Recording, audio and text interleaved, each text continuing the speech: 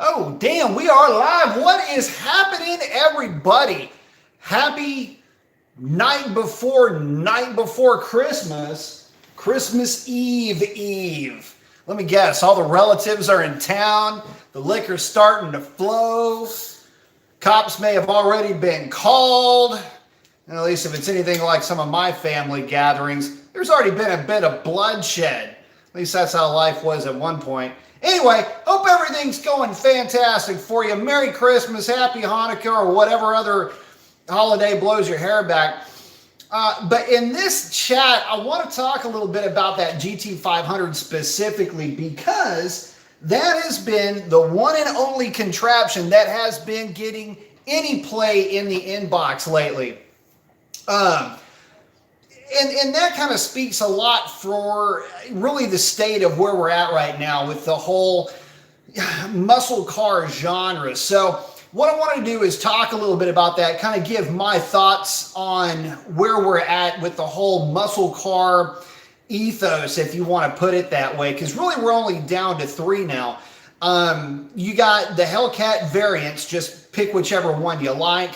The ZL1 and now the GT500 as far as being the top of the food chain when it comes to the American muscle cars. So, but I got to looking at it and I thought, well, wait a minute. GT500 is a little bit too far removed from that equation. Let me tell you what I mean by that. So with the ZL1, you get a manual transmission as an option, and that means something. Same goes for the HC crew. I mean, aside from the Chargers, if you want a manual transmission, you can have a manual transmission. And the thing is they've also got real torque converter style automatic transmissions, which again, you could almost say it's a bit of a nod to tradition, but they do have advantages when it comes to the good old American drag racing and pastime that we've got.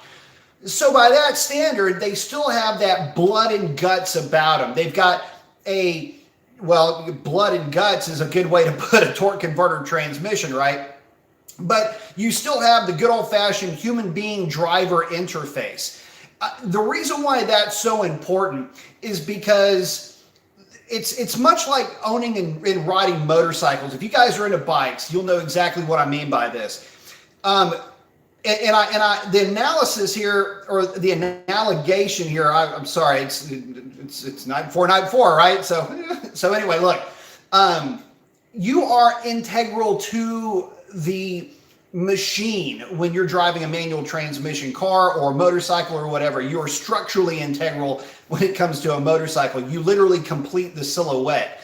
When it comes to cars that are performance minded, if you're not running, or at least offering a manual transmission car, you are removing from the driving experience something that is very much part of being a car guy. It's part of the lifestyle. You know, there's always the guys that are going to hound and hammer about manual transmissions and how much better they are. They make the driving experience much more personal. You are the command module of the transmission, so you're the one making these things happen. That means something.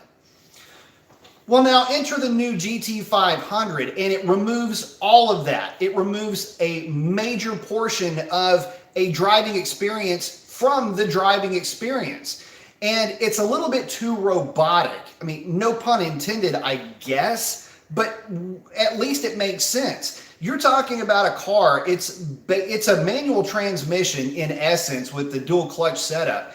It's a manual transmission, but it's controlling everything. It's controlling the launch, it's controlling downshift, it's controlling, there is no heel and toe skill set needed. In essence, you don't have to have any skill or any experience to drive the thing and to cut decent times at a drag strip. I can't remember the YouTuber, younger fella that bought one, took it to a track rental. Actually, I was on the phone with a buddy of mine who was at that track rental while that car was going down the drag strip. So I wasn't there in person, but I was at least kind of there. And I'll tell you something, it was interesting to hear the progression of that car going 1060s on stock tires at just a tick over 130 miles an hour. The thing was freaking screaming, okay? And a lot of the GT500 guys that have been touching me up are saying, well, hey, wait a minute. Try doing that with a Red Eye. Try doing that with a Hellcat or a ZL1. And my response is, you can't. You can't do that because there's not enough computing power in any of those two cars to match what has been put into that GT500 to make it launch as soft as it does, to keep from glazing clutches and causing unnecessary wear on driveline parts, mind you. But hey, if you don't need it, why freaking hit it with a sledgehammer when a regular hammer will do? Car gets out of the hole just as soft as a freaking down pillow to the tune of a 1066 at considerably over 130 miles an hour. I think the car went like a $133. Somebody correct me on that, but still it doesn't matter. The point is this. That car on a tire, a lot of folks have said, so let me get back to some of the comments that I've been getting tagged with. Imagine that car on a drag pack. And my thing is, imagine that car on a drag pack only says to me that it might benefit from the lighter wheel and tire setup that's on the car. Now, realistically, unless you are programming higher line pressure into that transmission, into the solenoids to make those clutches come together harder on the launch or allowing it to launch from a higher RPM, which again is going to start to really tax those clutches in that DCT transmission, the only place you're really going to see a benefit is going to be from less rolling resistance and the fact that the wheel and tire combination is lighter, but you're still not going to get those deep, dark, nasty 60-foot times that you're going to get with an automatic with either a Hellcat or ZL1 or whatever. So, but going back I started looking at some of the passes and I got to thinking just how is, I don't know, is that car really ringing in the beginning of the death of the American muscle car? And the reason why I ask is, the GT500 historically was the car that re-rang the bell of American muscle car. I mean, you can say what you want about the Terminator Cobra and all this other stuff, but when the 5.4 hit the market with the blower, it was a little bit different story. And, it was a bigger car, more power, had a manual transmission. It was old school embodied, right? So I guess what I'm getting at is without the GT500 and that guys, I don't think you would have ever had cars like the Hellcat or the ZL1. There have been nothing really there to promote or to drive that initiative forward. But with the GT500 losing what makes a muscle car, it just takes away the America out of that car. And it gets a little bit too Euro-y for me. It needs to bathe. And I don't like that. And it's a little bit too sex robot for me. I mean, look, if there's no blood and guts left in the thing, what's the point? I mean, if somebody with admittedly zero skill set can go out and land that car, run that kind of time with it, and basically Tyler Durden ET the thing without having any skill set or knowledge of what he's doing, am I more impressed with the car or more? I mean, not trying to look at it from a negative point of view, but I mean, damn. You know how long it took me to develop the skill set to drive manual transmissions down a drag strip consistently enough to be able to bracket race them when I was younger? Yeah, a long time, a lot of practice, a lot of money spent on tires and clutches to learn the technique, only to have somebody with enough cash in their back pocket to meander into a Ford dealership and throw the freaking checkbook down and just walk out with a car. I don't know. It's just a little cringy, I guess. And I guess it's really more to that point for me. I'm not saying that I don't appreciate what the GT500 is capable of doing. In fact, far from it. It's a marvel of modern technology. But what I am saying is that it's too far removed now from what I would consider to be a true muscle car. It's more European with the transmission and in its approach to performance. So because of that, I'm I'm kind of out of the element of that car. I mean, I'm just not feeling it in a way that I feel like I should. I really wanted to like the GT 500, but now that I've seen it in action, as impressed as I am with it, and is amazing from a sheer technology standpoint that contraption is, it's just that. It's a contraption. And my only question now is, how long is it going to take tuners to get their hands on this thing, crack the code, have the thing launch at about 5,500 RPM, and then, I don't know, start the countdown as far as clutches go? I mean, the issue really isn't, I don't know, I guess the issue really isn't at that point durability. I mean, you know you're going to be going through clutches at that point. It's just, how long is it going to take? Keeping in mind that the car does have a drag mode, right? There's a reason why it's leaving so soft. But I would be interested to see sometimes with the car going down the drag strip on a drag pack. I'd like to see that thing in the 50s. That would be really cool, running some 1050s. Also, to that point, I've also heard that the car's been running around on dynos. I think the latest number that I saw was like 640, I think, horsepower to the rear wheels, which sounds about right for what the car is making. So, I mean, it's a legit powerhouse, no doubt about it. But I think that we're just a little bit too outside of the realm of what really works or makes a muscle car a muscle car. To that point, yeah, I get it. I'm not really taking a whole lot of comments just yet. I'm not skipping anybody, but this one just popped up. Mr. Marquez says, well, you can say the same about the Demon. No, you can't. See, the Demon has a good old-fashioned torque converter automatic. There's nothing that is going to wear prematurely on a Demon unless we're talking about the rear end fragging or something like that. But the main difference here is that the Demon still sticks with tradition with having that type of transmission, because that tradition dictates that the Demon can go round after round after round after round after round for years and years and years and years, basically in stock form. Same goes for the Hellcat or the ZL1 for that matter, more or less indefinitely, without the need to worry about clutches and things like that, and you know, making sure that parts work together to make that whole system work properly. It doesn't work like that. This is just a fluid coupling and a pump. That's it. I mean, simplistically speaking, it's just a lot better. So, not really, and that's the problem. It really is not, you can't compare them. It's really not apples and apples at that point.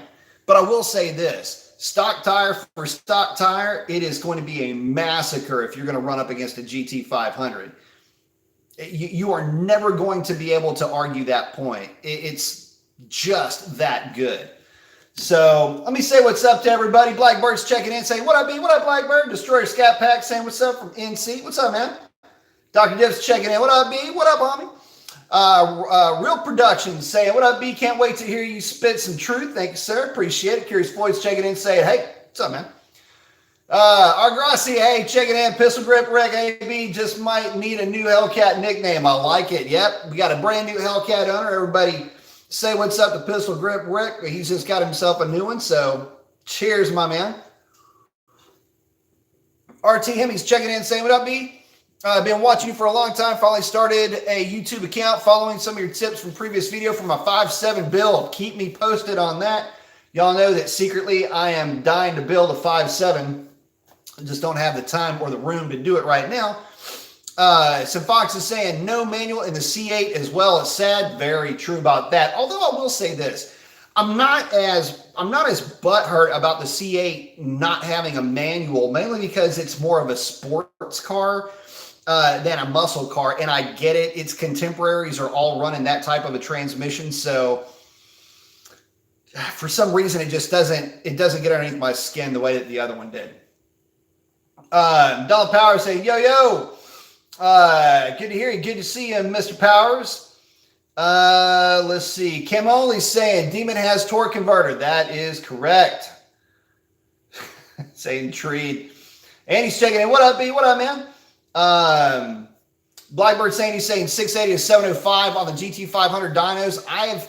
That's probably on a dyno jet. I've only seen the Mustang dyno number, so that makes about right. Sounds about right. Andy's checking in, saying appreciate your advice, and I ended up buying a 2019 B5 blue wide body. I like it. That's gonna be a fun car, by the way. Cam Ollie saying GT500 has been a muscle car since it went 4-valve Challenger, only muscle car left, period. This is coming from a guy that has a Camaro Corvette and a Hellcat. Yeah, you know, I can see that. I can see your point there. A lot of folks said the same thing about the GT500, it not being a real muscle car because it was a 4-valve. You know, my main argument to that is what you don't know, and that's every major manufacturer back in the 60s, including Chrysler, was developing a 4-valve replacement for all their 2-valve hot rod engines. The 903, I think it was, which was the 4-valve Hemi, which is actually a Pentastar engine for all you old school purists. They were ditching the Hemi way a long time ago. Anyway, everybody had their hands on that deal. Buick had one. I think Oldsmobile had one. Everybody was developing a 4-valve. So, and of course, you know, all the hot rod engines from World War II airplanes were all 4-valve. So they're actually kind of coming into that, and NASCAR said, not having it, and that's when things went south. Terry saying, what up, 1320 Scat Pack in the house? I like it. Dr. Div saying, have him holler at me for that 5.7 when he needs a camshaft. We specialize in that, as you know. Yes, I do know very well. Intimately involved in that. Yeah, give Dr. Diff a shout for your camshaft. I know the guy that puts those together. Let's see. But Joe's saying, yo, B. Mason, I have my Hellcats TR6060 rebuilt. Any suggestions for changing 6th gear for better highway gas mileage? No, actually, I would say if you're having it rebuilt, I would probably look into having the transmission itself re-geared. Get it down to, you know, a more sensible 1st and 2nd gear split. If they can do that, that would be fantastic, as opposed to re-gearing the car in general. Let's see. Phallus Rex checking in saying, so I'm thinking about buying a 75 Malibu with a 350 carbureted small block as my first project car. Is this a good engine? Noob friendly? It is the most noob friendly engine on the planet. Are you kidding me? That's what all of us learned how to work on. The only one that's any more noob friendly is a LS. Let's see. Steven saying 2012 Challenger SRT8 manual. Those are fun. Let's see. All right, so, and somebody's mentioning Hellraiser transmission. I don't know anything about that. So anyway, getting back to it. I guess for me, you know, when we're talking again, I'm going to keep this kind of back on topic about the GT500, but thanks guys for everybody checking in. My deal is this: when we're talking about the GT500, we're not talking anymore, and this goes back to, you know, is it really a muscle car anymore? When we're talking about the GT500, we're talking about a Mustang just in general. And I think what we're going to run up against here is modability. That's going to be the other side of this argument. Is that car going to take to mods the same way that the GT did, that the older GT500s did, that, you know, all of its predecessors did, right? Just start looking backwards in your rearview mirror, pick a set of headlights that looks cute. Will it do as well as that Ford? Because Fords are the darling of the aftermarket.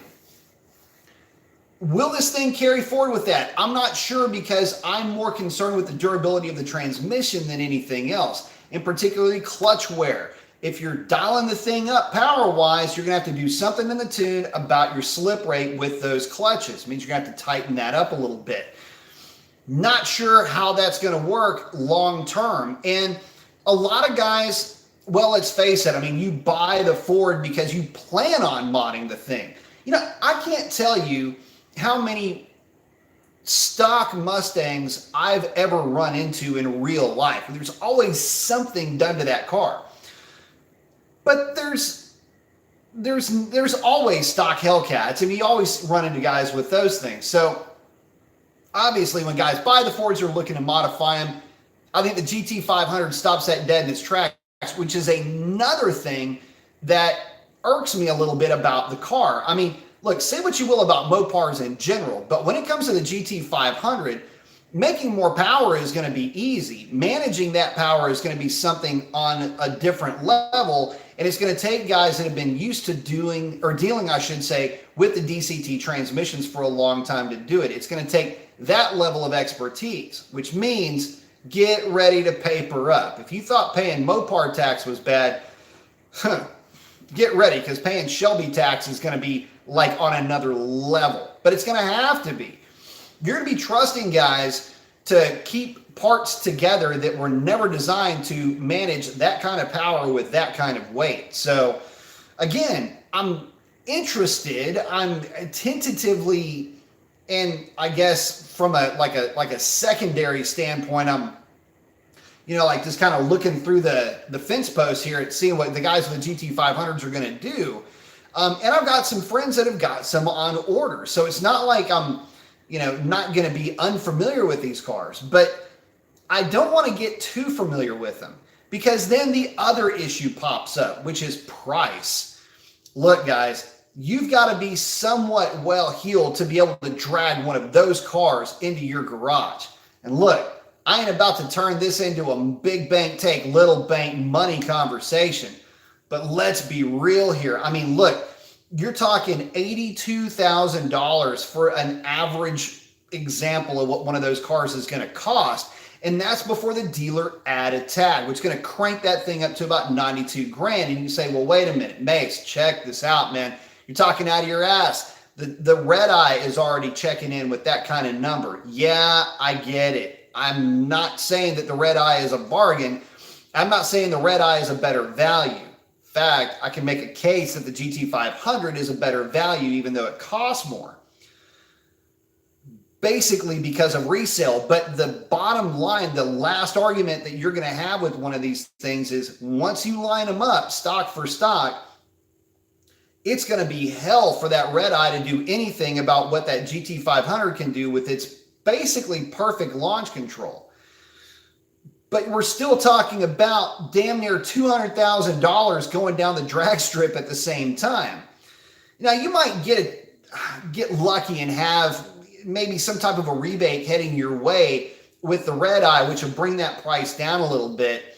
GT500s are going to be selling for sticker for quite a while, but I'm curious as to how long they're going to be selling for sticker. And that's the reason why I was saying the GT500 may turn out to be the better value. Let me explain to you what I'm talking about. So let's take a look at historic track records here for the SVT cars. GT350s, which you're always going to get that immediate direct line of sight comparison to, which, by the way, has been argued to still be a better car all the way around than the GT500. But GT350s are still selling more or less at sticker. Some guys are getting some discounts, but it hasn't been as prevalent. But the reason why they're still selling at sticker is because people are still buying that car. It really is that good. And if you're kind of wise with what you do to that car, which is 410 or 430 gears, and then just drive the thing and enjoy the living hell out of it, in that guise with just a tune and a gear swap, that thing is basically the last manual transmission car you will ever need to buy for the rest of your life, your kids' lives, grandkids, whatever. That's how good that car is. And that's why guys are buying that car. If you cannot have or translate that driving experience to the GT500, I'm afraid the GT500 is going to get lost in the wash here. Yeah, it's a bigger baby than the GT350, but so far as everybody is concerned, at least if you want to start believing journalists at this stage of the game, the GT350 is far and away a better car. Plus, it has the added intangible, however very tangible benefit of having a manual transmission, a true manual transmission, which sets it on a different plane of existence than the GT500 does with the flappy paddle dual clutch thing going on. And look, Nobody is going to argue that in the right hands, the GT500 is going to be faster around a closed course. Well, that is to say that it's speculated to be faster around a closed course. But what closed course are we talking about? Are we talking about Nuremberg, or are we talking about your local 2.5 to 3.5 mile motorsports park that might be, you know, within a couple of hours of where you live? I happen to live about an hour away from Houston Motorsports Park, and I'm dying to see if anybody actually takes their GT500s to that closed course to prove a point. Which brings me to my next point about the GT350 versus GT500 yammer that I'm kind of stuck on here tonight. So if you go to Motorsports Park, you'll notice that there are a few GT350s scampering about out there on any given weekend. The place isn't littered with them like you would be led to believe. You know, it's supposed to be the track weapon. The reality is it's a good car. You get it out there. It's going to help you to get around the track and not make a fool out of yourself. But overall, it's a pretty durable car. At least it's in that respect. It's been. These are very well maintained cars, or these guys are going out there and they know what they're doing. But there's not a ton of them. There's a shitload of Mustang GTs though. 15 to 18, 18, 19, whatever. These guys are running those things. I mean, just running the gills right out of those cars out there, and they're holding up great. I mean, they're basically proving themselves to be nigh but bomb-proof in that environment. Well, the GT500, if it follows suit, is going to be less well represented than the GT350, which is already poorly represented compared to how it was marketed, compared to its baby brother, the Mustang GT. And you might say, oh, well, that's just because it costs more. That's because of this or whatever. Let me tell you something. The cost to the guys that are running these cars is more or less irrelevant. They're burning through what most people spend in all of their bills combined in tires every month, okay? I mean, that's not the cost. The platform is just the thing that you're putting tires and suspension and taking weight out of and whatever. You'd be surprised how little that truly does matter to some of these guys. So, yeah, the argument based on just cost alone is one thing, but I'm going to be surprised to see these cars very well represented at all in the environment that you would be led to believe that they are going to dominate in. And oh yeah, by the way, what is the most popular car out there? C5 Corvettes. I mean, they're everywhere. C6 Corvettes are starting to take over that a little bit, basically because the cost is coming down a little bit on those cars. But, you know, for the most part, Mustang C5 Corvettes and Camaros. I mean, that's what you're going to see out there. You'll see a few Mopars every once in a while, but and when you do see them, by the way, they do surprisingly well, mind you. Not uncommon to see Hellcats just all up in ZL1 shit, by the way. The big girls can lift their skirt and sprint when they need to. But that being stated, the reality is that when we're talking about cars like this, it's interesting just the separation from reality that there seems to be between what the journo would have you believe and what the man on the street will be living with once that purchase is made. And I say man deliberately here because for the most part, this car is pandering to an older crowd. Aside from the fact that it's got the DCT transmission in it, the only people that are going to have any real correlation between this car and the name that's on the back plate are old school race fans or old school car guys. You're not going to see too many people that are in the know that are actually racing their cars go after a GT500 and actively try to campaign it. No chick is going to have that poor of judgment to think that a GT500 is going to be her best bet when she wants to go racing on her 2 to 3 mile open circuit. just not going to, or closed circuit, it's not going to work like that. And it's sad in a way, because this is not how I want to see that car go out. I would much rather see that car go out with a blaze of glory, with a true pick your poison. You want to go drag racing? We got a 10-speed that'll make this thing, it'll stand on its ass. If you want to go road racing, we've got a manual transmission with 13 gears. I want to see all that kind of crazy shit coming from Ford. I don't want to see something that removes it so far away from really the roots of the car that the guys that would maybe have been looking forward to this car coming out, it's their core buying demographic, which is typically older dudes that have got the coin to go ahead and drop on something like this. You know, this is, for some of these guys, this is the car that they're going to drive right into the grave. It would be cool to see them have that experience back a little bit, as opposed to having to go hit the used market for something that reminds them of their youth and gives that shine to the name of Shelby, back when being a driver actually meant that you had strong skill set and balls made of brass and titanium, as opposed to just being a noob that can just hop in the car and, you know, suck a, you know, freaking energy drink while you're going down the track at 130 something miles an hour. That's the difference with the cars today. And you can say, oh, well, it's safer, it's better, it's got all of this new technology, and it's got all of that. Yeah, that's great, that's fine. Look, save that shit for your freaking daily. Save that for a minivan. Save that for something that is bloodless, that has absolutely no passion behind it. Save all of your voodoo electronics for that. I'm not talking, well, not all of them.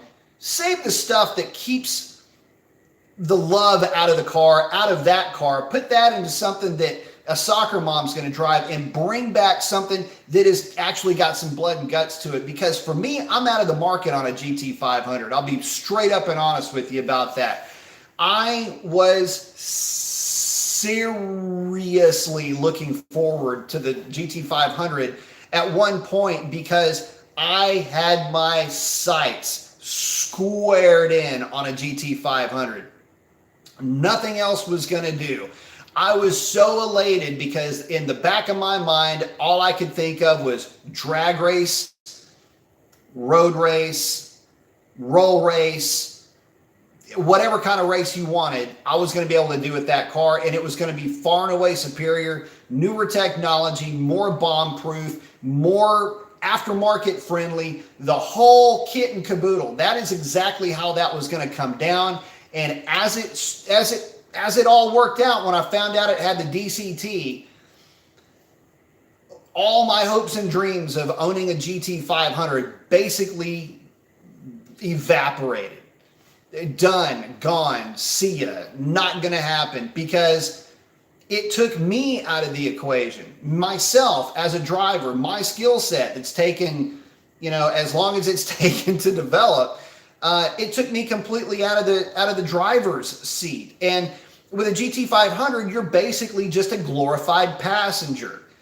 You're guiding the car where you want it. You're not driving the car. You're not an active participant in the motivation of that motorized vehicle. It's just a point and click thing. That's really not my thing. Now you can make the argument, the Hellcat's an automatic, and yeah, okay, yeah, I get it, but it's just different. There's a different feel to it. There's a different way about doing business when it comes to a torque converter automatic, the way that it just is so pissed and violent on the launch. That is the fun thing about having a torque converter automatic, that you're just not going to get in a DCT. And again, once you start factoring in some of the costs and some of the issues with the clutches and all of that, just the unknown is what really stings me for that car.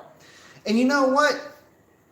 A lot of folks have argued the point to me, by the way, that number one, that exotics have been tuned on for a long time. A lot of people are making a ton of power with exotics, and they're not having any issues whatsoever, which is shit. But just for the sake of argument, let's pretend like that case is valid. Okay. There's also been guys talking about how Um, long term, it's mainly people that don't know how to drive those types of cars that are running into issues with clutches. If you treat it like a manual transmission, just keep in the back of your mind you're driving something different, then the things last just fine. This is day in and day out type of driving where it really can tear up the clutches in one of those DCT transmissions. So I've been told, and some of the evidence that I've seen with some of the cars, the higher horsepower cars that do have those types of transmissions, the guys that have run into, the problems that those guys have run into. But those problems have been a little bit fewer and farther between than what you might be led to believe, number one. And number two, well, let's be honest here. Let's go back to the first argument that people have been making a lot of power with these cars with the DCT transmissions. That's true. However, those cars are significantly lighter than the GT500. You got to figure the GT500 is checking in at 4,200 pounds.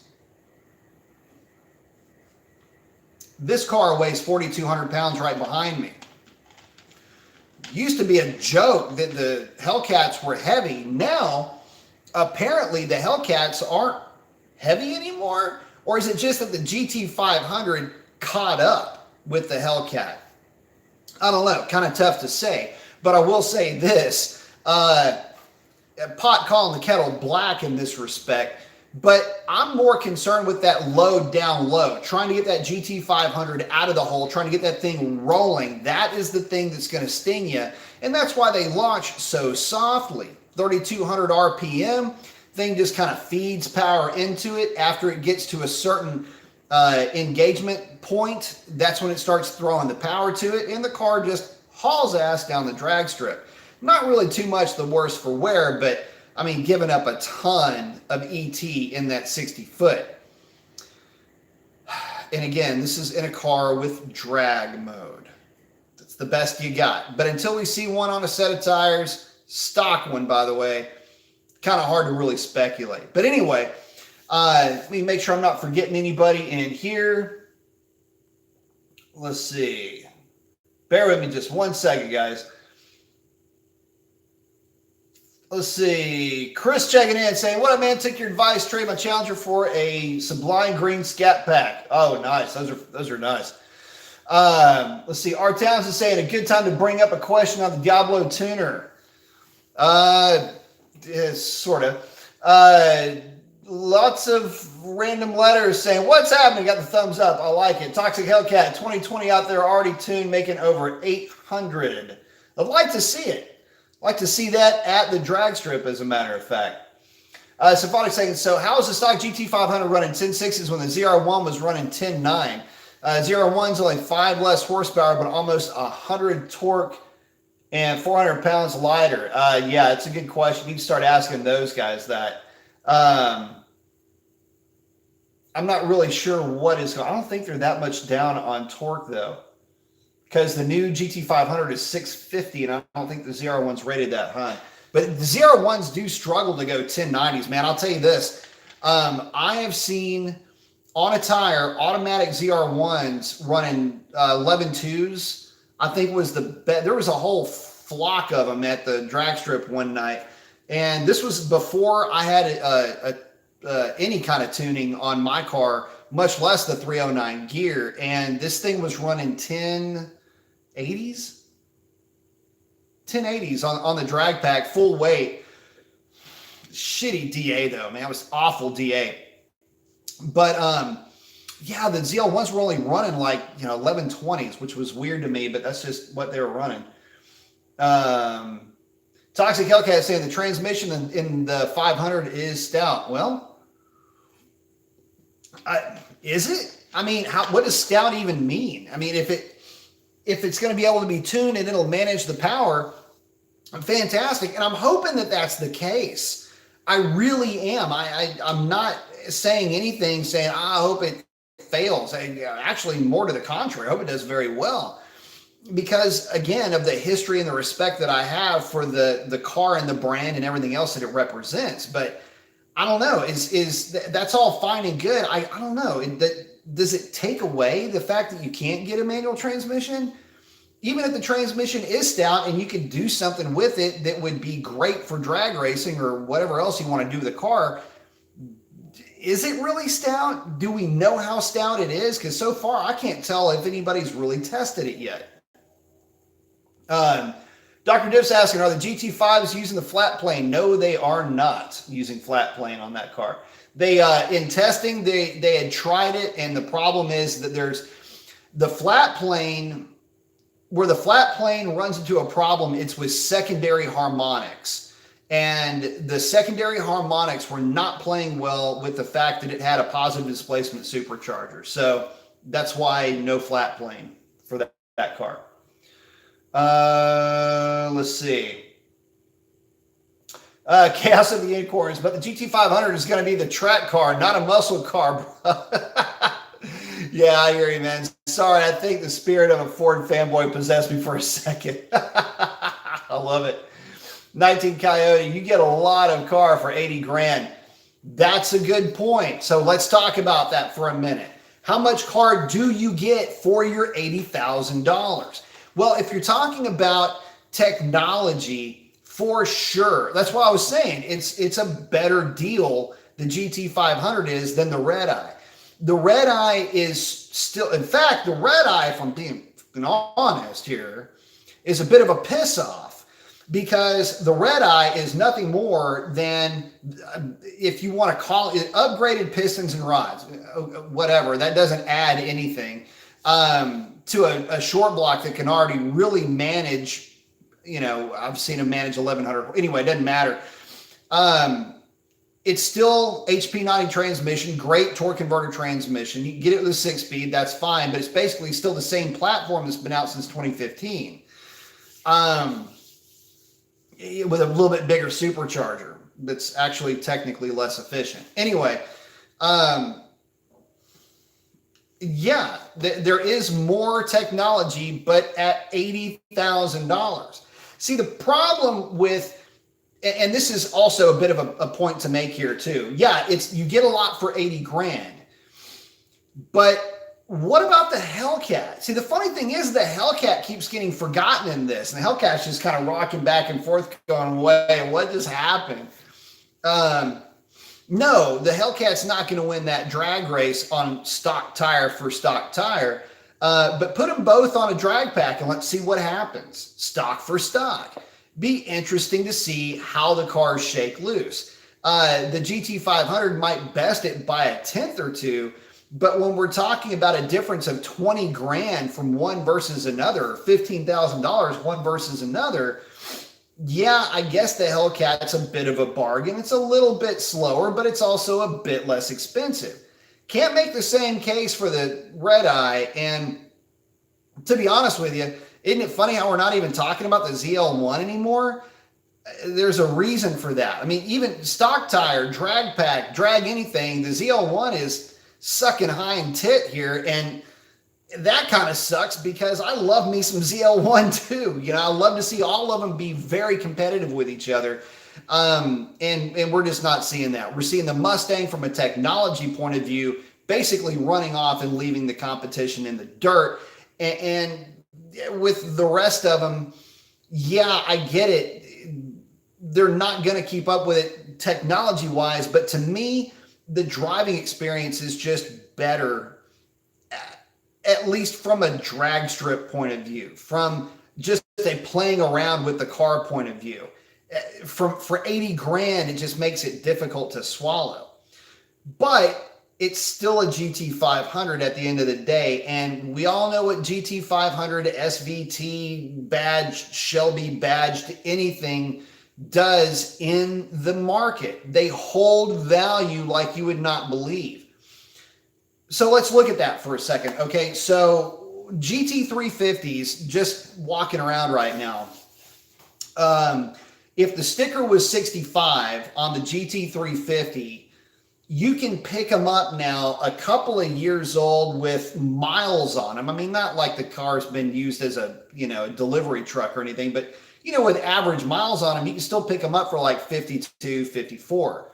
They hold on to their value very well.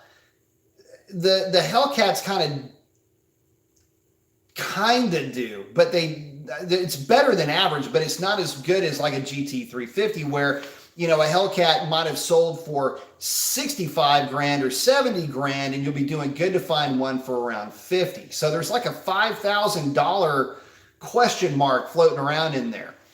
Raptors kind of follow the same thing as well. Yeah, they're more expensive on the front end, but they retain that value better. And I have a feeling the GT500 is going to continue that trend, provided that it has no durability questions. So then you look at it from a value proposition. Yeah, it's a GT500, so you know you're probably going to have a little bit better value retention there too. Much to the chagrin of every ZL1 and Hellcat owner out there to begin with. But let me rewind this conversation here for just a second, and get back to some of the points that I was making earlier when I was saying no blood, no guts when it comes to the GT500. Does that make the GT350 look that much better to you guys?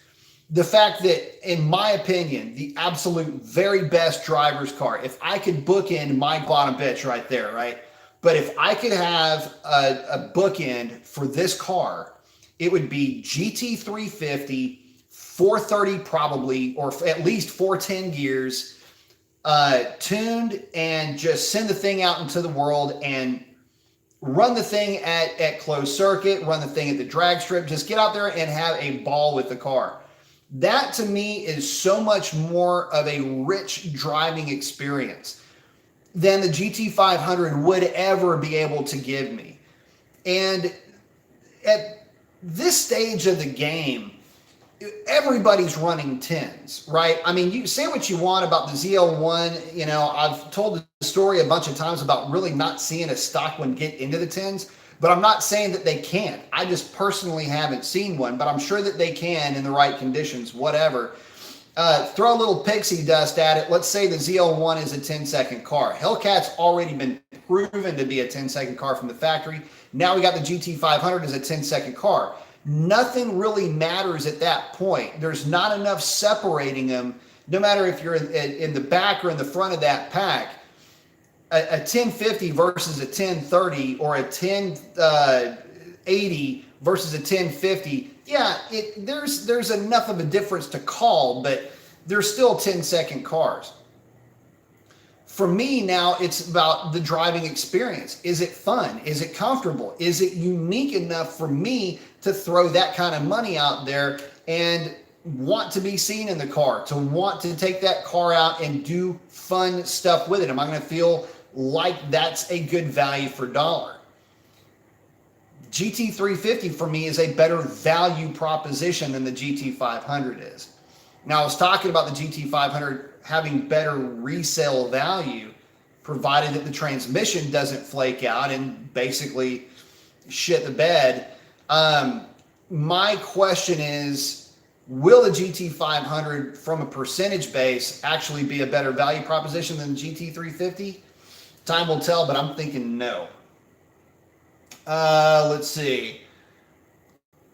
Dr. Div saying, okay, the GT350 got the flat plane only. That is correct. Toxic Hellcat saying loaded trike versions are going to be 100 grand. Yeah, easily. And I'll tell you this, that's where I'm not even interested in that version of the car, the carbon package or whatever. I'm really only talking about the base package right now. That's the only one that I'm interested in. And any carbon R versions of either the GT350 or that other GT500 abomination, I'm not even concerning myself with. Not even close. I doubt anybody else will too. Ken is saying Mustang GT. Fuck yeah.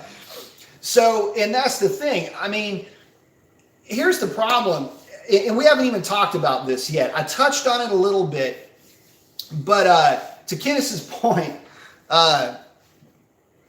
look, all of this is irrelevant when the Mustang GT shows up to the party.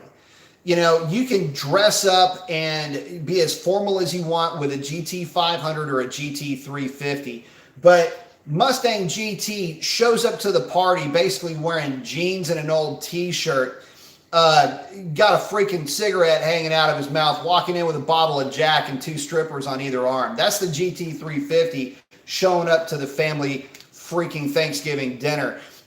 Whereas everybody else is trying to be formal and talk about just how great and how awesome and basically fart sniff their way all the way through the conversation. Mustang GT is just going, look, dude, I do all of this at a bargain basement price, have proven to be more durable in the real world, and will do whatever you're wanting me to do. You want to go 9s at the drag strip? It's been proven can do it. 10s are practically accidental. And on a closed circuit, Mustang GTs are basically the weapon of choice if you want something that's durable from a door slammer point of view. Something that is a pony car and not a sports car, a la Corvette or Miata, spec Miata for that case. So that's your Mustang GT, the way it fits into place. It's all fine and good until somebody shows up with a modded GT and starts basically taking your milk money at will. Christian McVeigh, 19 Coyote saying, yep. Christian McVeigh saying GT350s are awesome until they blow up. I've seen a couple of good bit of guys with dead Shelbys with less than 8,000 miles and properly broken in. Thought about getting one until I saw that. Very unfortunate. I think there was a bad run somewhere in there, but I've never seen or heard of any of them blowing up locally. So there's just that. Kenneth is checking and saying he just bought the Eddie 2650 supercharger for his Mustang GT. Can I join the party? You better believe it. That's probably the cleanest looking install, best performing, especially with the 2650. It is going to be one of the most fun cars you will ever drive. And yeah, and what else can I say? I mean, that's any higher praise than that just turns into ass kissing. You're going to love that car. Vinny's saying Ford will never give you 100% of what you want. All they have to do is make a Mustang with a supercharger from the factory. They don't. They make you pay for the Shelby tax. That's true, except for one thing. Roush want to have any part of that? Let me tell you something too. Even with all the nannies with the Roush tune, which, let's be honest, there are aplenty. That's still a solid 10-second car. So there's that at least. And yeah, you got to run a tire on it, but come on, man. It was all Ford could do to deal with Roush, their own in-house hot rod guru. By the way, how does that feel? Anyway, yeah. So you had to beat your in-house tuner guy, and you did it to the tune of what, 56 horsepower? I think the 707 or 7 1/4, whatever the Roush variant was. At best, you beat him by 50 horsepower. Bravo. And by the way, if you've got a GT350, just keep one thing in mind. If you bought it because you want a style and profile, yeah, everybody with a Mustang GT has got you set square in their sights. And by the way, the same way that they were sniping after every GT350 owner who now just keeps his GT350 in the garage, yeah, keep quoting those numbers. Doesn't do you a whole lot of good when you're getting your ass stomped by a freaking Mustang GT. So, yeah. And they always say, oh, I could have done, should have done, whatever, dude. Doesn't matter. Coyote still basically slaps you in the face with their third and just fucking keeps walking. So, Ken is saying, preach. Blackbird's hanging out with Vinny. Let's see. 19 Coyote say, all you need is an 1819 with a blower of your choice. Kind of what I was just saying. Let's see. Kenneth is saying, I got a base model manual. I don't need the extras. Fun car, by the way.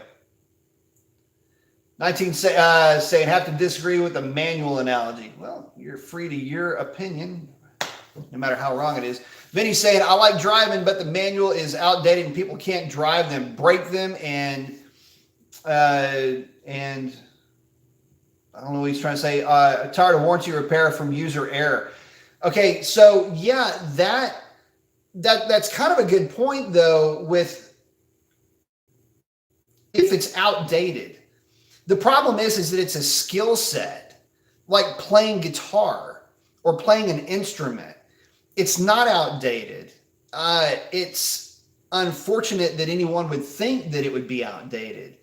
Yeah, there's other ways to motivate and get a car down the road, but if you've never had the opportunity to really learn and row through the gears on a properly sorted car, there's just something to it that you can't put into words. It's an only tangible experience, tactile, I really should say, experience that if you don't possess the skill set, it's easy to sour grapes your way through that argument.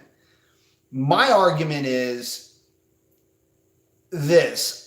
For a good period of time, bracket raced manual transmission cars. I've done open track. I've done autocross. There's no amount of, there's really not a type of racing that I haven't done that I didn't prefer to have a manual transmission except for drag racing. And that's just really been lately. And that's only because the automatics have become as good as they are. But it's a shame you feel that way. But it's a sign of the times that we're living in. And that skill set will go away the same way that, a lot of skill sets have just kind of gone by the wayside, I guess. With as good as these modern automatics are. But we'll see. They may make a resurgence one day, but I don't see it happening anytime soon. SRT8 Nate saying, do you consider the GT350 a muscle car? No, not at all. Vinny's saying the consumer is to blame for no manual. That's actually probably the best point you can make. If people wanted them, they would make them, except the GT350 is manual only. And they sell every one that they make, and they still sell for sticker, and in some cases over sticker. So the market is there for the car. For the guy that wants it, it is there. And by the way, you can still get it in a Mustang GT, a Camaro. Well, you can't get it in a Vet anymore, so there's at least that out of the question. GT500 you can't. But hey, the Hellcat, the Challenger family has it, but you can't get it in a Charger. I don't know. It's starting to slide a little bit, but hey, we're holding in there strong for now, if nothing else.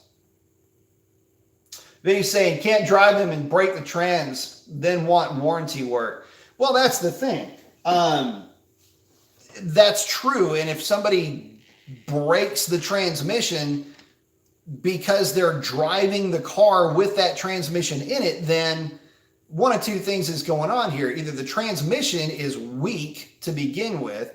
I mean, you shouldn't be just breaking transmissions unless it's shift force. I mean, come on, seriously.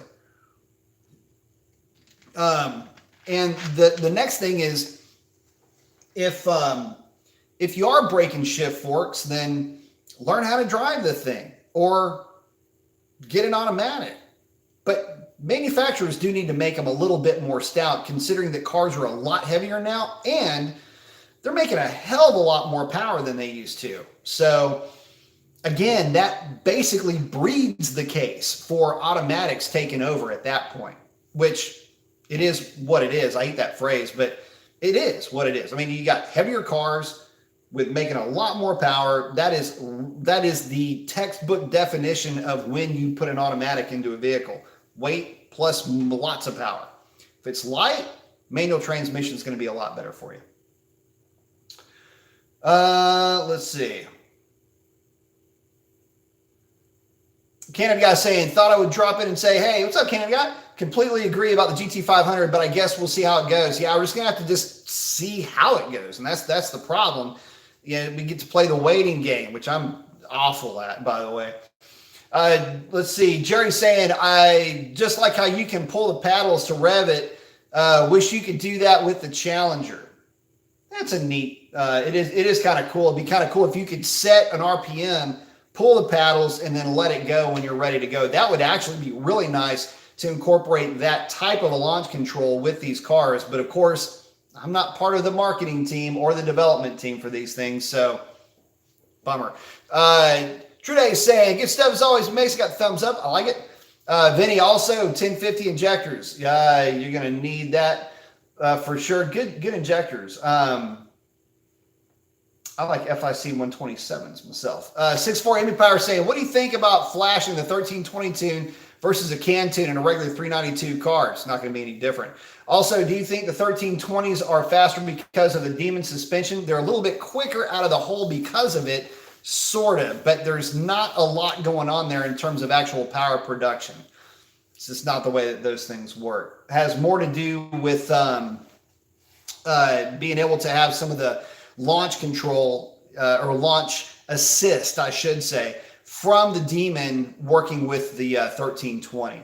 And they're a little bit lighter too, so there's that. Let's see. Vinny's saying Hellcat has a lot less tech. Old platform. Yeah, old is not even funny. So let me tell you how old the LX platform is. If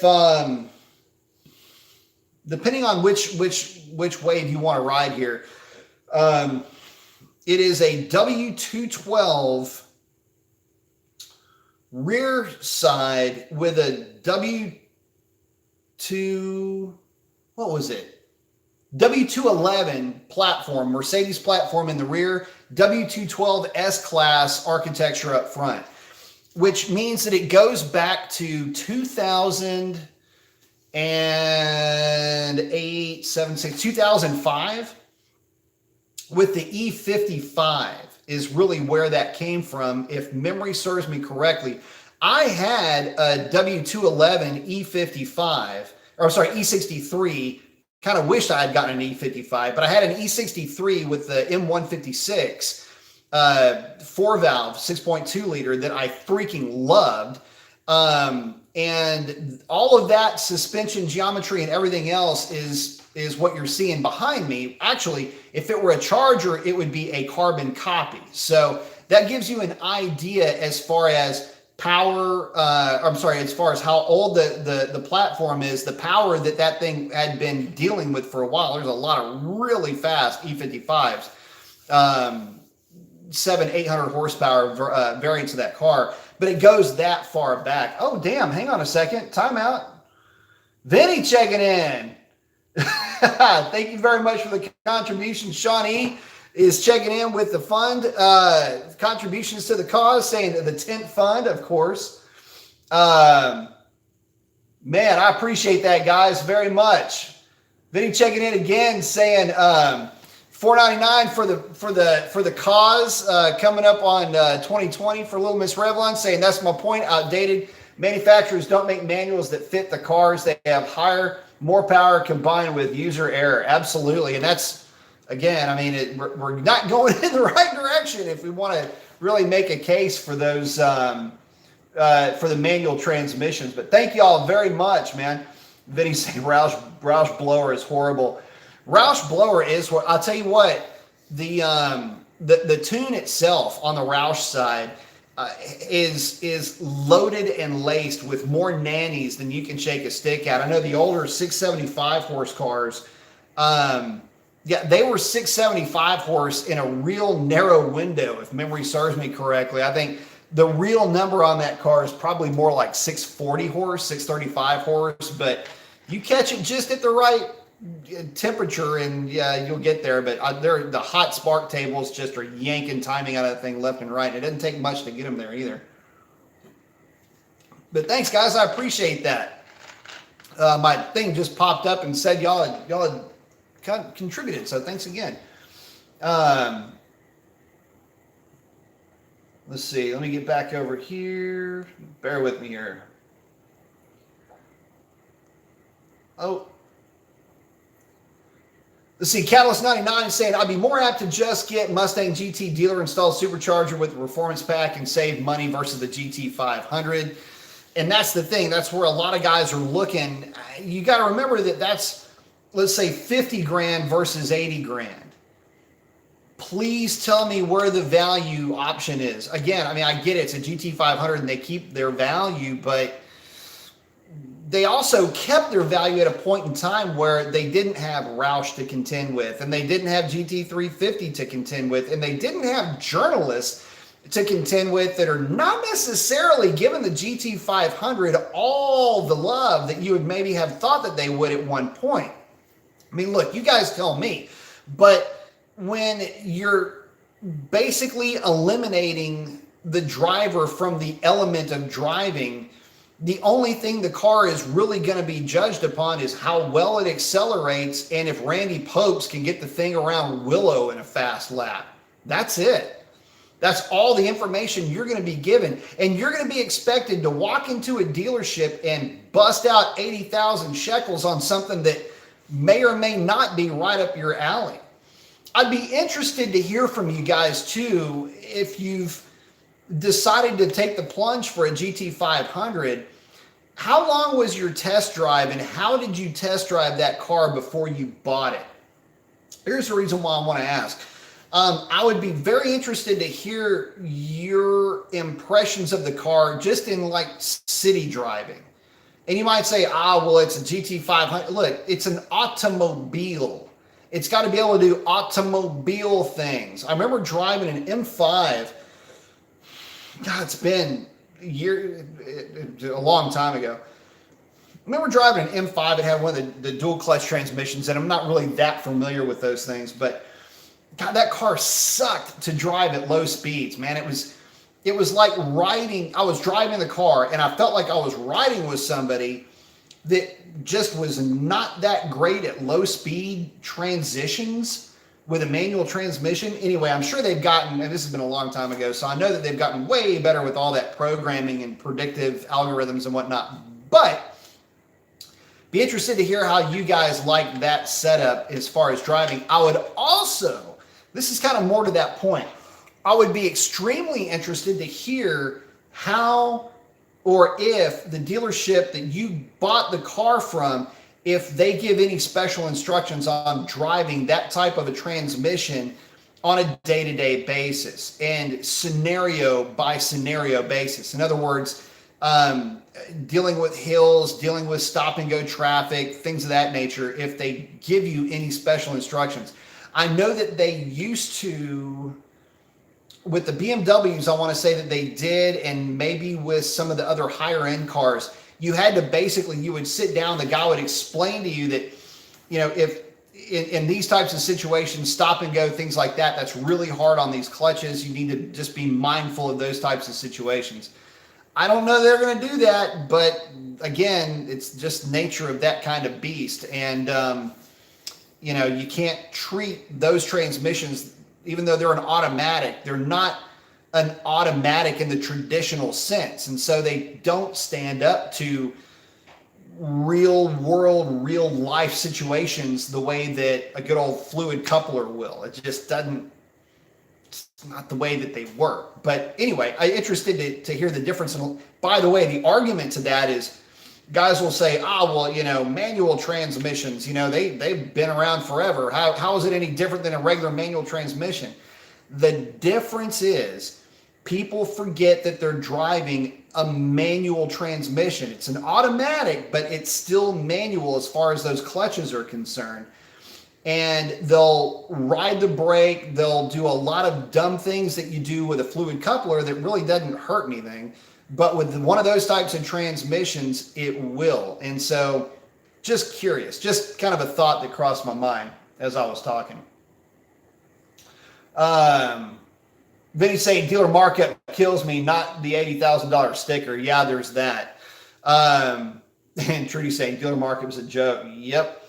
Symphonics checking in and saying Motor Trend took the C8 Z51 to the track to battle the new GT500. The GT500 only 1 second at VIR. However, the $20,000 track version of the GT500 was 3 seconds faster. I haven't seen that. I'd love to check it out. And if the GT500 beat it by a second, I mean, what do you say to that?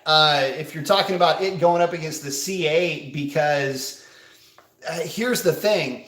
If the C8 literally can't lose that race, and the GT500 almost can't win, C8 is checking in significantly less expensive. Even the Z51, it probably is going to check in around $70,000, give or take. GT500 is going to walk in at about 80 or 82. So there's at least that difference, but you've got a massive power difference in between the two cars. And you could make the case that the Vet is a better overall, all-around car. Although that for some people may be a bit of a stretch, especially if we're talking about the aesthetic. If you know what I am saying. The Vet ass end is hideous. So at least the regular version is. I'd love to see the Grand Sport or a Z06 version. It's probably be awesome looking. 5 to 80 grand, yeah, but with dealer, it's going to be dealer kick-up. It's going to be a little bit higher than that. But really, at 75 grand, look, for a base model, $75,000 ain't bad, guys. It's not bad at all. And just understand that coming into this. If you can get one at sticker, if you can get a base GT5 at sticker, pounce on it. It's going to be a great car, I'm sure, long term, especially if you're not railing on the thing at the drag strip. And yeah, you're going to have to get past the fact that it doesn't have a manual transmission. Fine. Your dreams of being Steve McQueen basically get thrown out the window. But you get the chance to basically live out your dreams as far as Gran Turismo, the video game, goes, with nothing but flappy paddles to deal with. And a lot of guys, you know, for a lot of guys, that's A-okay. They couldn't care less about manual transmissions. They don't care where the shifter is located.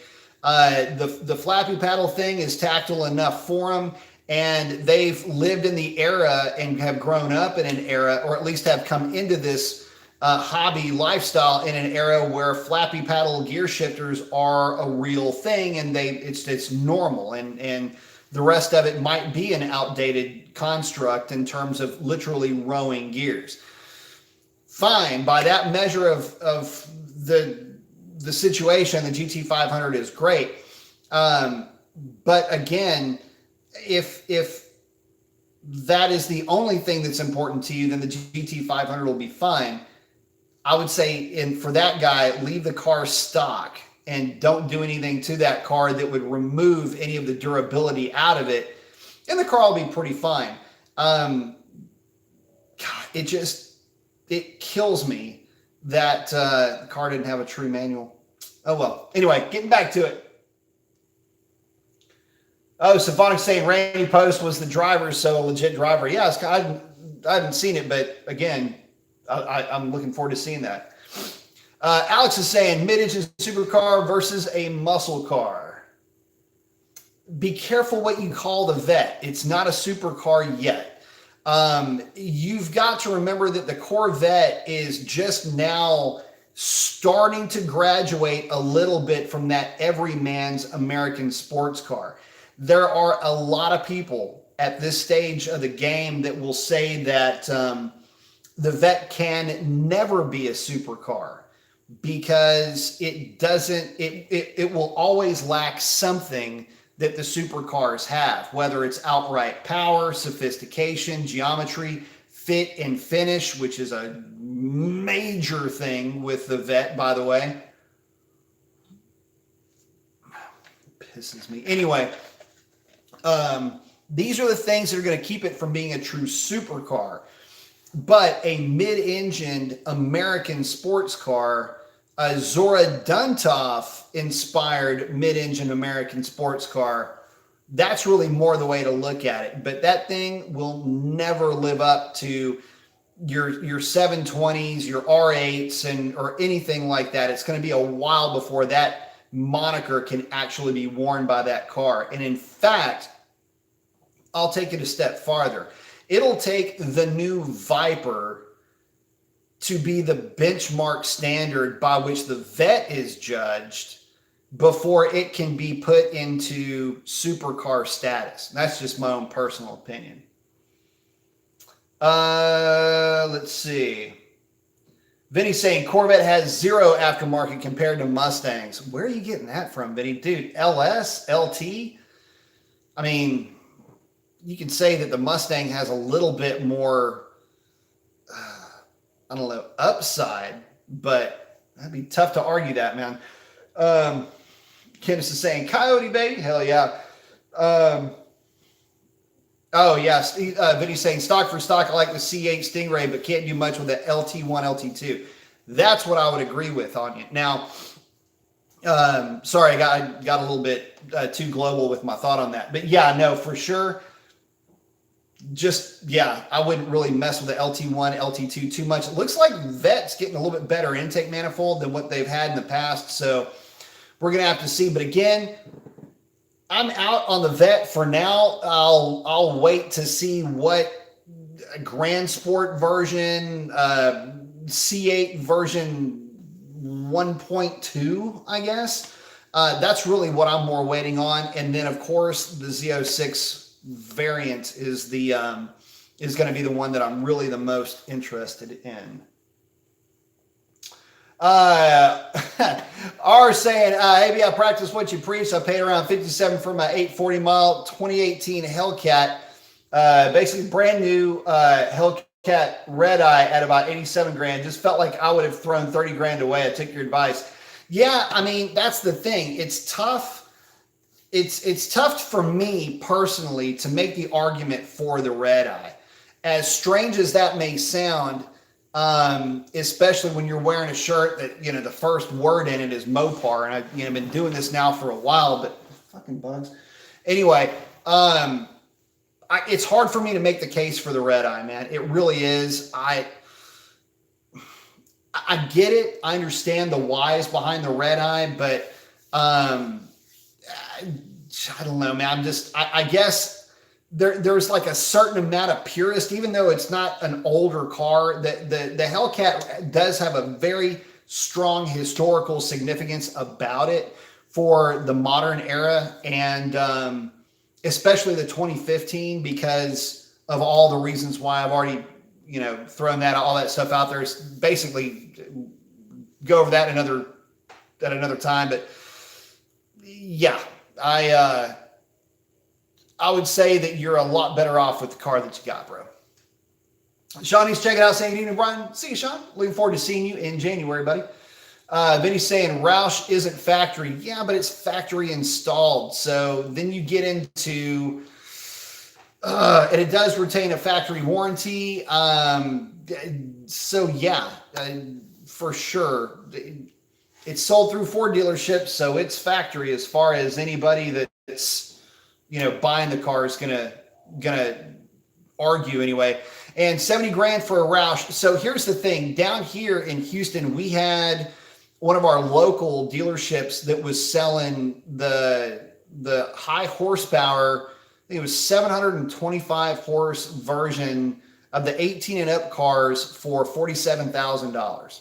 So I don't know where the 70 grand's coming from, but I think I may still have one of the ads floating around here.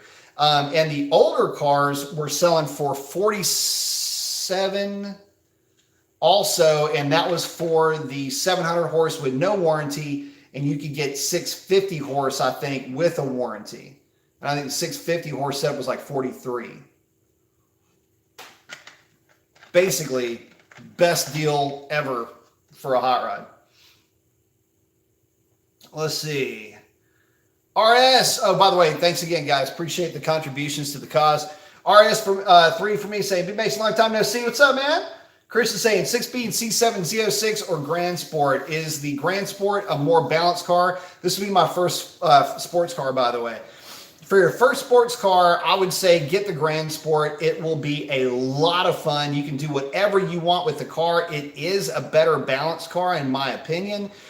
Do whatever you want with that thing. Go as fast as you want. It'll stop. It'll be safe. It'll do whatever you need it to do. And it'll be very predictable, and it'll teach you a lot in the process. If the Z06, if the budget is there for the Z06 now, then the budget will be there later for the Z06. Unless you are just dying to own a Z06. If this is going to be your first fast sports car, you need to have developed some level of skill set before you just jump into the Z06. There's a lot of nannies that'll protect you, but when in a Z06, but I would still suggest Dang, dude. It was cold for a while, and then it warmed up, and all the bugs thawed out, and now we're dealing with pterodactyl freaking Jurassic Park mosquitoes. Anyway, sorry. Yeah, get the Grand Sport for your first one. Let's see. Shawnee's asking, do you still like the 13, 14 GT500? Freaking love those cars, man. Any GT500. I don't care what year. Love those cars. Trudy saying, looked up 2020 Shelby Super Snake, 8.25 horse, starts at 123 grand, or can upgrade your own GT for 71, 3, and only 500 being produced. Man, something's changed there. Kind of cool about the Super Snake, though. Let's see how well that thing holds together. Let's see. Again, thanks again, Vinny. Appreciate it, brother. Dr. Div saying, my man, I have FIC 127s. Love them all. If you'll put a dual 450 back there and let the E85 flow. Hell yeah. Yeah, those FIC 127s are the shit. Vinny saying he loves his 10R80 and his GT. Absolutely, man. One of the best transmissions ever, and has been putting a hurt on a lot of folks ever since it was released. Let's see. Vinny's saying Roush Blower isn't front feed. I believe that's correct. I don't remember him. Damn, it's been a while since I've even played with one. Let's see. Vinny's also saying once you get into half shaft, drive shaft heat exchangers, Aero 30 grand comes quick. Also a better engine. That's very true, by the way, if you build it right. It's B Freak saying I'm late to the party, but glad I made it. Missed some Mopar chat. Thanks for going live. Thank you for hanging out. Says he's dealing with a new dilemma with these cars. So easy to get into the 9s. Many tracks require a cage under 10.0. Have a tough time cutting up a $70,000 car and losing a resale on it just to break 10s. So to that point, a lot of tracks are understanding when it comes to that. Yeah, there are rules in place, but I mean, you can't breathe on some of these cars and not end up in the deep into the 10s. I mean, any of the Mustang GTs, Hellcats, ZL1s for sure, that are either coming or they've got tried and true, very capable kits. They just go 9s or mid 10s for sure by accident. And a lot of these tracks are just saying, look, that's what we have to deal with, and the rules are going to have to adapt to where we're at now with these modern cars. And they have, in a way, with the more modern cars, technically modern cars, not needing to have cages when they run quicker than 11s, which is what the old rule was. But yeah, they're catching up. The mentality is, look, I mean, we're going to be doing this racing somewhere. I prefer to do it at the drag strip because if something goes wrong, it's in a controlled environment. All the reasons in the world, right? To do it at the drag strip, you do it at the drag strip. But believe me, I didn't always just race at the drag strip, and I don't always just race at the drag strip. You know what I'm saying? But I would prefer to do it there. And if I'm going to catch heat, then I'm going to bounce. And I'm going to do it somewhere probably where I ought not do it. Kids need to learn that the modern cars are just way too fast. It's not like what it used to be when you had, 14, 15 second cars. A fast car was 13s, ungodly fast was 12s. That ain't even close to the case anymore. I mean, it's not even part of the conversation. I mean, every one of these cars now is an 11-second car. And they just get faster from there. What used to be considered screaming fast is now very pedestrian. So, yeah, getting off on a bit of a tangent there. But anyway, let's see. LJJ saying, this generation wants everything automatic. I'll never purchase a muscle car in automatic. I don't care if it's faster either. A lot of guys have been saying that.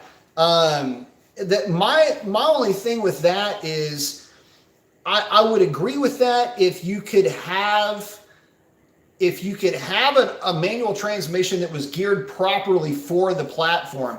Case in point, Hellcats. The first gear, if you've never driven a Hellcat with a manual transmission, first gear will drag you out to like 65 miles an hour. Or something stupid like that. It's ridiculous. A 226 first gear. It's the same first gear that you get in the Viper.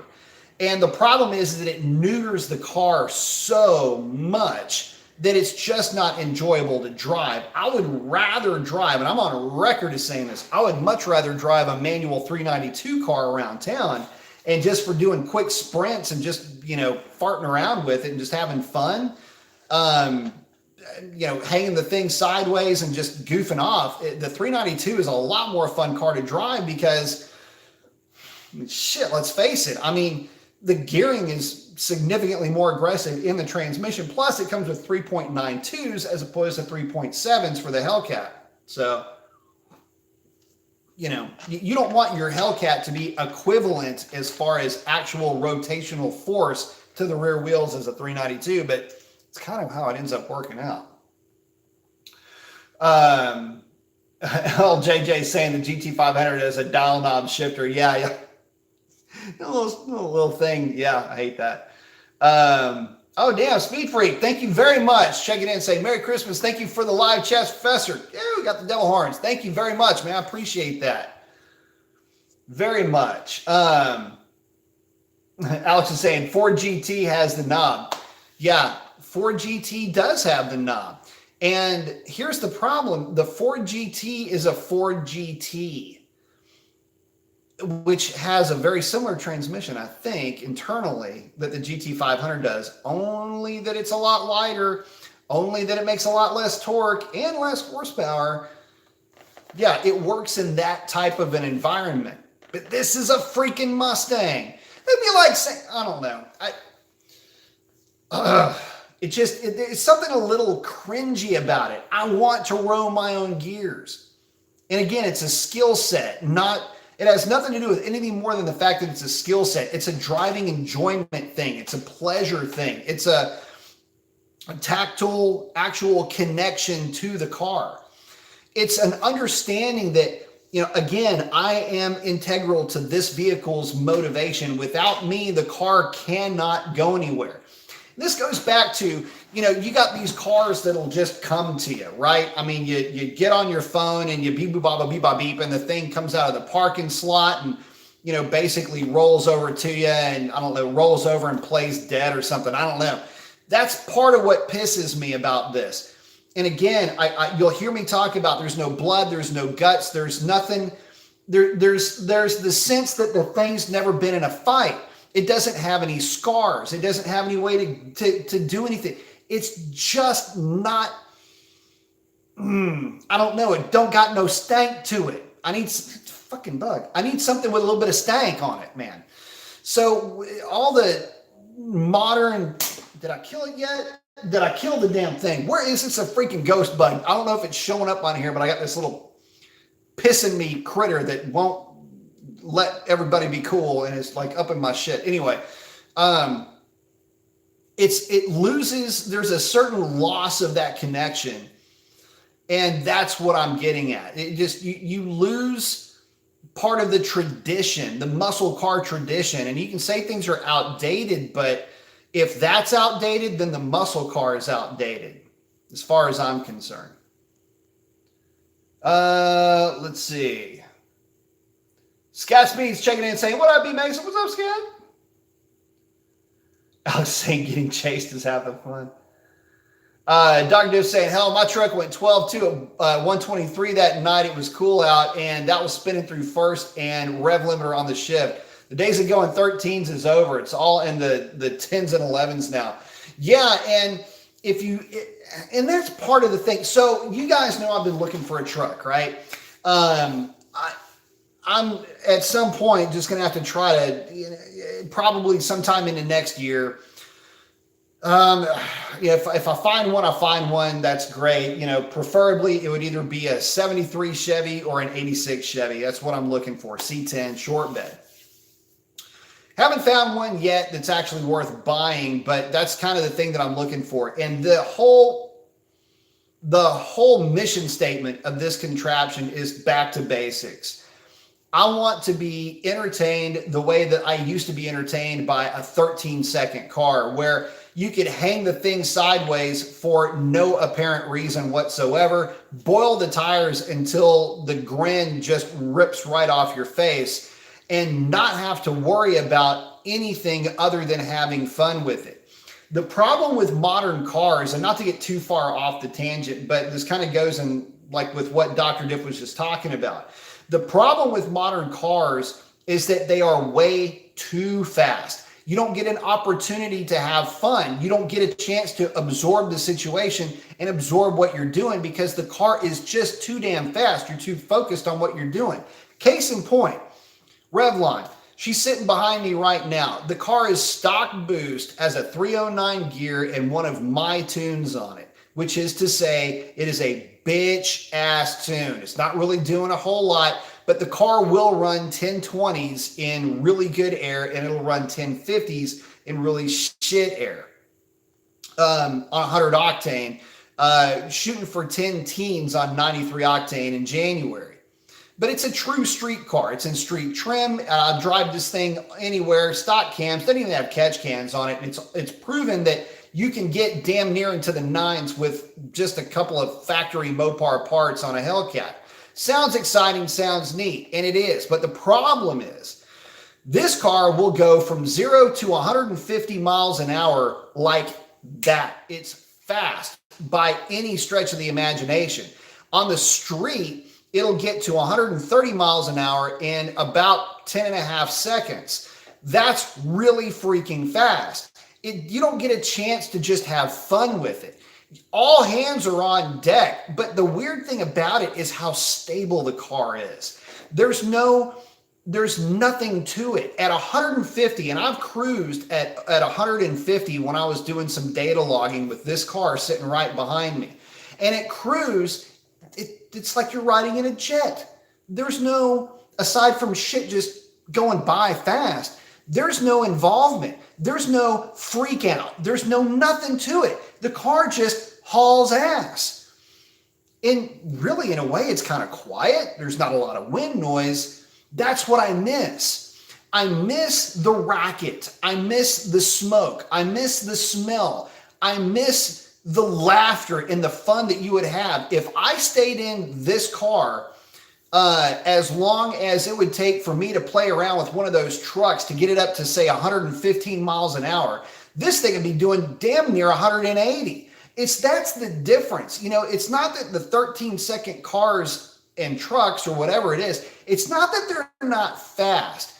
It's that they're so much more fun than they are fast that you lose sight of what truly modern era fast really is. And by the way, the scenario that I'm giving you about my own personal car is slow by comparison. We're talking glacially slow by at least the comparison that I would see at my local drag strip. So yeah, we're living in a crazy era these days where screaming fast is the norm, and nobody remembers what it was like for things to be fun when all you can really compare anything to, at least the body of evidence that you have, is on the internet with people going 1, 2, 3, yeah, and then it's 40 to 130 miles an hour, 60 to 130 miles an hour, which, by the way, to somebody like me is fucking adorable, considering we would go 100 to 200 back in the day when I was raising hell with the Vipers. So yeah, call me when you actually graduate to a man-like mile per hour. This 130 mile per hour bitch shit is too fucking cute. Anyway, getting back to it. Trude saying, true, if you took out the nannies in modern cars, there would be a lot more steel gaskets rolling around. Fucking true that, man. Turning off everything can humble you real quick unless you're a pro or really experienced. And that's the way this thing goes. You guys know that my settings are all 100%, everything turned off. Let's see. Vaggies, I think is what it says. Are you ready for the electrical hybrid new muscle cars? What's your perspective, pros, cons of it? Actually, I cannot wait for a full electric to take over. At least in some aspects. There are so many cool things you can do with electric that you cannot do with internal combustion. And yeah, it'll be a bit of a bummer, but as far as I'm concerned, the all electric thing is really just the all-electric car reclaiming real estate that it lost to internal combustion about 100 years ago.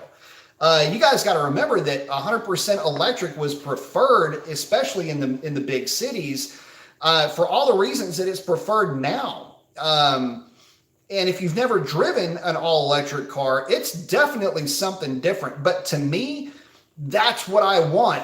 Okay. And to your point, I'm glad you brought this up. So if I have an internal combustion engine, I want internal combustion feel to it. I want to ratchet gears around. I want it to be mechanical. I want it to be industrial, at least in that respect. Fluid coupling, bolt action like shifters. That's what I want to feel, clutches and all of that. If I've got an electrical car, I want it to do electric car things. I want it to do all the weird, freaky, funky stuff that comes with being an electric car. To me, that is super cool. And that gimmick plays with me when it is in that environment. It works for me. I don't know why it doesn't work with my quote unquote muscle car, but it plays well with me with the newer stuff. So, or with the all electrical stuff, I should say. So, yeah, I can't wait for it. It's going to be amazing. The stuff is going to be faster than fast, and it's going to blow away anything. It's going to redefine what fast or quick, I should say, truly is. But, yeah, I guess, sorry, got a little bit off on a tangent, but yeah, I guess that's the thing. I want internal combustion stuff to do internal combustion shit when I'm playing with it. You know, I don't want to try to, well, the flappy panel thing makes it more like an electric, or makes it more like a this, or makes it like that, or we can save it. I don't want to hear it because the argument is lost on me. I mean, it could be a very valid argument, and it could make perfectly good sense. And for some people, it could be the 100% correct argument. It's just not there for me, man, in different strokes, whatever, but it's just, you're not going to sell it to me. Let's see. Oh, Dr. Diffin saying mine was also at full weight with a baby seat. I like it. Let's see. Dr. Diff, man, thank you very much. I appreciate that. Saying try that in a Ram. The 140 and 150s come really fast. Yeah, especially when you're throwing a turbo on it, for sure. But thank you very much for the contribution, brother. I appreciate that. Speed Freak checking in saying, I felt that way when I test drove a 392 Charger. Huge smile laying into the throttle after a turn with a little fishtail and acceleration. Hellcat just puts fear on your face as the power is violent. I'll say this. You know, the funny thing is if you're just tooling around, the 392 is punchier. But, man, when you start to level the playing field with the Hellcat, things change pretty quickly. And, yeah, they end up being a bit more violent than what a lot of folks are comfortable with. Like, the majority of sane people are not going to be comfortable with the level of acceleration that the ZL1, the Hellcat, the GT500, any of the Roush cars, or a lot of these things are capable of doing. And the problem is, it's not that they just accelerate quickly. They accelerate quickly from every speed in a bizarre way. I mean, people are just not used to this level of acceleration, especially when you start to talk about it in terms of tire technology. People say, oh, the car can do all this other, yeah, hold up. That argument is cool, but if you've ever tried doing that with stock tires, try doing a 50 roll with a Hellcat with stock tires with the traction control turned off. Things become extremely interesting. I'm sure if you've ever ridden in one, you would find out very quickly, especially if you hit an area of, say, asphalt that's not altogether that great in terms of, you know, just coefficient of friction. Yeah, shit gets nutty really quick. So, yeah, the new stuff is fast on a different level. Hayden checking in, say, what up, B. Mason? I see what you're saying. I have a Fiesta ST stock for now with 197 crank horsepower, and it's a ton of fun. Very well balanced, good torque all around, great driver, isn't insanely fast. And that's the thing, a lot of, that's another car. I mean, You guys know I'm a big fan of hot hatches, right? I mean, dude, SRT4, dude, yeah, I love that kind of stuff. Omnis, GLH, GLHS, yeah, any of those cars, GTIs, even though they're made by Volkswagen, they're all awesome. And it's just a different way of going about having fun, and you don't necessarily have to have fast to have fun. Anybody ever ride a Ninja 250? Anybody out there ride a Thruxton? You know, any of the twin Triumphs? You'll know exactly what I'm talking about there. Ninja 500. Trudy is saying, yeah, the EVs are cool from a tech perspective and the instant torque with insane acceleration, but yeah, there's no sound, no smell. Imagine F1 or NASCAR races with no engine or exhaust. You don't have to imagine it with F1 because you have Formula E that's already out there, and that's a real thing. If you've never noticed that or never gone after that on YouTube, check it out because it's actually pretty neat. Vinny's saying, and no gears. Destroyer 1320 said, hey, Mason, what's up, Destroyer? Alex is saying, fun is something that has a possibility to go wrong. See, the thing is that fun, that's exactly right, by the way. Alex brings up a great point. Fun is the possibility for things to go wrong, but in this case, they're going wrong in the right kind of way. You know, hanging the car out a little bit, or in my case, the truck out a little bit, white smoke billowing off the back tires, goofing off, lots of loud noises and laughter going on. Woo, yeah, ow. The only thing that's really going to go wrong in that respect is blue and red lights in your rearview mirror. What goes wrong with these things is with the amount of time that you're playing with that truck, you might get it to 65 or 70 miles an hour in the process of playing with it, maybe 80. But the reality is that in that amount of time, these things will have doubled that speed, which means that, I mean, you're on a completely different level when we're talking about not only the danger aspect, but just the unknown variables become much more important, especially if you're out playing around in the sticks like I am. I mean, we have wild boar problems. We've got deer running around out here. We've got, you know, whatever other kind of wildlife is going to come meandering through your path. You hit something at that kind of speed, I mean, dude, it's bad. So it's just things you got to remember, things you got to look at, and whichever side of the fence you're on, fun versus fast, fast versus fun. I don't know. I've had a lot of really, really slow by today's standard cars that were insanely fun to own. So that's another reason why I'm looking at what I'm looking at now. Just again, back to basics, have some fun. Just a tire smoking appliance that does nothing but puts a big stupid grin on this mug right here. Let's see, Dr. Diff again. Thank you, sir. Destroyer 1320 say, I just want the sound to go with it. No, I hear you, man. True Day is checking in with Hayden about that Fiesta. Let's say party on wheels. I like it. See, Hayden and True Day are hanging out. Vinny saying that he loved his Focus ST300, horsepower, 350 torque. They are a lot of fun. Oh, his old roommate had one. See, that's cool, man. I love it. Scat Speed saying, I test drove a manual Hellcat a week ago. I like how fast it lit up the tires. Wow, unstable power or unusable power on the street, but fun as hell. They are a lot of fun. Argarasi saying, better start now. Mentally conditioning yourself for the all-electric GT500. It's on the way, I'm sure. They're probably got one in testing right now. Trude's saying, Amy Mason, how would you quantify the difference between 262 and 309 gears since you've done the swap? Drag strip and street views if you can. I think that the 309 gear should have been standard in the Hellcat with the right driver command torque protocol, which is to say throttle sensitivity. You do have to ramp that up or else it'll feel soft with the 309 gears. You might say, well, that doesn't make sense. It should be the other way around.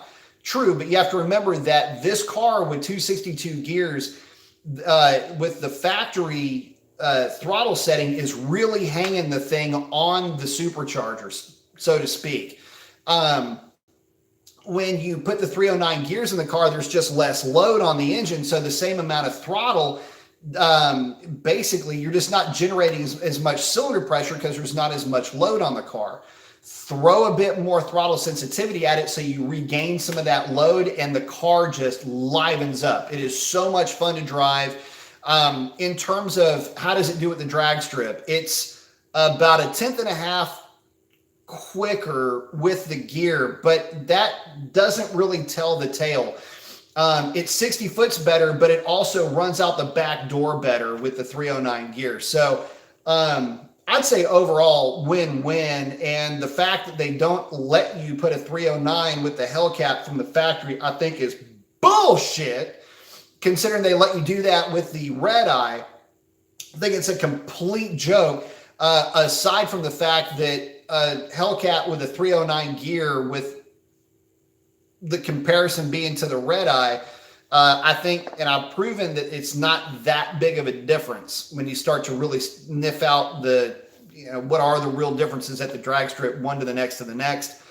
Not as much as you might think. Unfortunately, the Red Eye fails to deliver, at least by comparison, with what the Hellcat can do, basically car for car. But it is a couple of tenths quicker in real life, so that's what your extra 100 horsepower got you. But again, at these speeds, it's going to take 100 horsepower to fetch a couple of tenths. So nothing to be surprised about. It falls in lockstep with where it should be, but damn, the Hellcat is a riot with the 309 gears. Again, I would say it should be mandatory from the factory. Let's see. Xcash is saying, I heard of some custom electric cars with manual transmission. Seems kind of fun, but no reward for not stalling an engine. Yeah, well, there's that.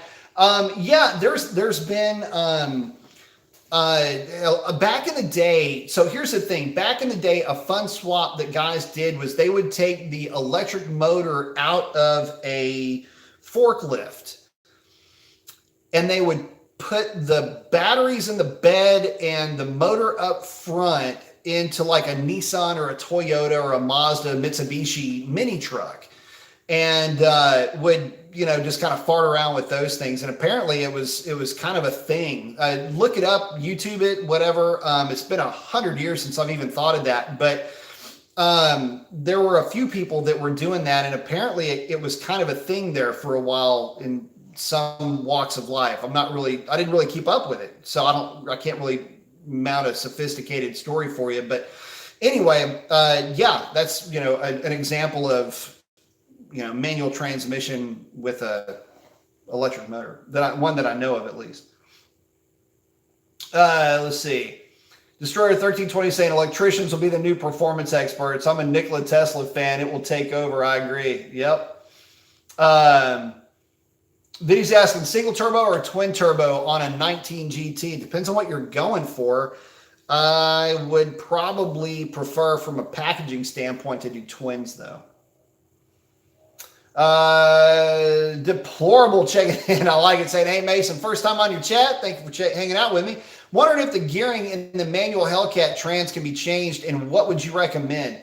I would say go with let's see, yeah, they can be changed because it's a TR6060, but it's the torque rating. The lower numerical gear in the TR6060 allows for a higher torque capacity, although there are plenty of GT500s running around with 297 and 167 second gear transmissions that never had any problem with the amount of power that those guys are running. So I would say something in lockstep with that, just a more traditional gear set. If nothing else, instead of a 220, maybe split the difference and go 260 for your first gear. Make it a more of a wide ratio than a close ratio, and I think that's going to be the winner. The car is just too heavy to run a close ratio manual transmission, even with the torque that it makes. I mean, that goes away when you're dealing with 4,200 pounds worth of car. So I would say at least a 265-ish first gear. maybe a 197, 160 or 180 something second gear, 133rd with a 104th, something along those lines would be a pretty good gear split. But anyway, I know that Tremec does have a re-gear option. I think you can send your transmission back, but that would be the first place that I would look. SRT 8 Nate, did the NAG 1 power the E63 AMG? No, it was a 7-speed that was in the E63. They still used the NAG 1 though. It was a version of the NAG 1 behind the E55 and the E500. They also may have used the NAG 1 might have used it in the C series too. Memory serves me correctly. It's been a while since I even thought about that. But no, mine had a 7-speed automatic in it. It's a good running car too. I mean, that thing would just haul ass. Let's see. Dr. Div saying, Pops had the TR6060 and a 392 gear. What tire and size would you put on his for the track? He has the McLeod's RXT 1000 horsepower twin disc also. I'd put him on a drag pack, same as I got on this thing, except with him having a manual, I would go with true slicks in the back. Probably go with a 28 by 10 slick, and I would air it to about, I would say try 13 to 15 PSI to start. Probably start at about 15 with that car, see how it likes it, and then go up and down from there. But dead hooks at 15, go up until it just doesn't like it too much, and then kind of negotiate those waters from there. That said, you can go with a set of ET Street R's, 305 45s, and just let her eat. A lot of guys run those. In fact, I ran ET Streets on with my vet, and I loved them on that one. Vinny saying, Hellcat on a Trackhawk platform. All the thumbs up on that. I actually thought that the Demon was going to be just that, an all-wheel drive car. I was wrong. What size rim? Dr. Div is asking. It would be the 17 by 9.5. 17 by 9.5, same one that I have. With the 305, 45, 17s in the rear. Just get out there and have a ball with it. Well, guys, it is coming up on 2 hours. I want to thank everybody for hanging out with me tonight. Happy night before Christmas. I got to get a little bit of shut-eye. Got to do a little bit of work in the morning, and then it is time for the holidays for me. You guys have a safe one. Don't do nothing dumb. Vinny, thank you so much, man. I appreciate you. Thank you very much. Appreciate chatting with you, too. That's a wrap on this one. Again, thank y'all so very much. Y'all have a great one. That's a wrap.